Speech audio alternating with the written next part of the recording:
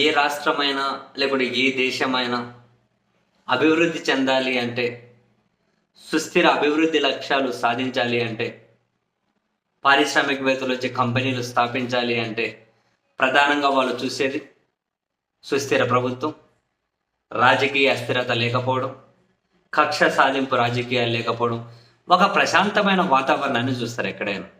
అంటే ఎందుకని? ఒకవేళ ప్రభుత్వం మారినా మన పెట్టుబడులకు ఇబ్బంది రాకూడదు అని, మన పరిశ్రమలకు ఇబ్బంది రాకూడదు అన్నది వాళ్ళ అంటే బేసిక్ పాయింట్.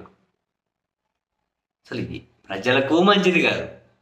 రాజకీయ అస్థిరత, రాజకీయ కక్షలు, ప్రశాంతంగా వాతావరణం లేకుండా ఇవన్నీ వాళ్ళ ప్రజలకు మంచిది కాదు. పారిశ్రామికవేత్తలు అసలు అలా పెట్టరు.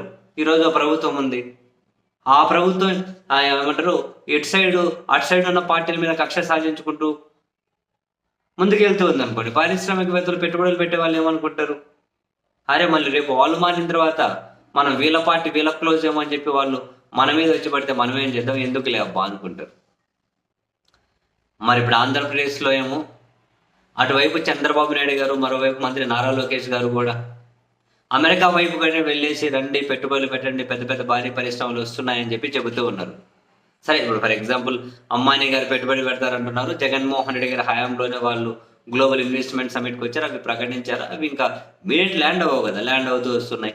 అంబానీ గారు, ఆదానీ గారు ఇట్లాంటి వాళ్ళు ఏంది అంటే ఏ ప్రభుత్వం వచ్చినా వాళ్ళకి ఏమి ఇబ్బంది ఉండదు. గ్రిప్పు ఏ ప్రభుత్వం వచ్చినా ఉంటుంది, వాళ్ళ పెట్టుబడులకి ఏమి ఇబ్బంది ఉండకపోవచ్చు.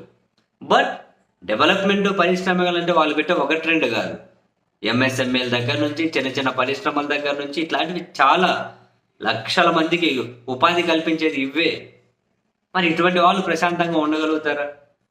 5 మందికో 10 మందికో 50 మందికో ఉద్యోగ కల్పన చేయగలిగే వాళ్ళు, అటువంటి పరిశ్రమలు 100 మందికో 200 మందికి ఇటు చిన్న మధ్య తరహా పరిశ్రమలు, అటువంటి పెట్టుబడిదారులు మరి ఇటువంటి కక్షపూరిత రాజకీయాలు చేస్తే అదేంటో ఇంక కేసులు పెట్టడము, అరెస్ట్ చేయడం, ఇది ఒక యజ్ఞంలాగా చేయాల్సిన అవసరం ఏమొచ్చింది?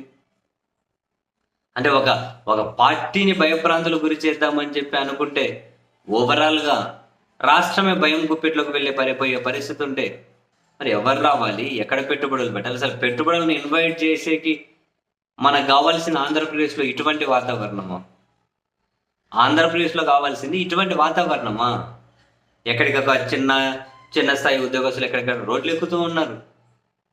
ఒకవైపు మొన్నటి వరకు అధికారంలో ఉన్న పార్టీ ఏమో మేము అధికారంలోకి వచ్చిన తర్వాత కొందరు సంగతి చట్ట ప్రకారమే తేలుస్తామని చెప్పి ఓపెన్గానే స్టేట్మెంట్లు, వీళ్ళేమో ఏకంగా రెడ్ బుక్ అని చెప్పి దాంట్లో ఉన్న పేజీలనే కనుక అమలు చేసుకుంటూ పోతామని చెబుతున్నారు.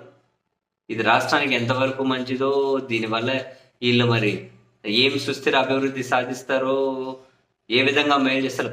ప్రభుత్వాలు కక్ష కట్టడం ఏంటండి బాబు? ఎవరైనా కానివ్వండి, ఎక్సా వైయా జడ్డా జగనా చంద్రబాబు కాదు పాయింట్ ఇక్కడ.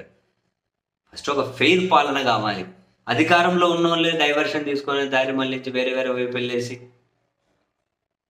మీడియా చేతిలో ఉంది, ఇంకొకటి చేతిలో ఉందని చెప్పి తాత్కాలికంగా కనుక వీళ్ళు ఏమైనా ప్రయోజనం పొందినా, తాత్కాలికంగా ఇటువంటివి ఏమన్నా కనిపించకుండా దాచేసిన రాష్ట్రానికి జరిగే నష్టం అయితే జరుగుతూ పోతుంది.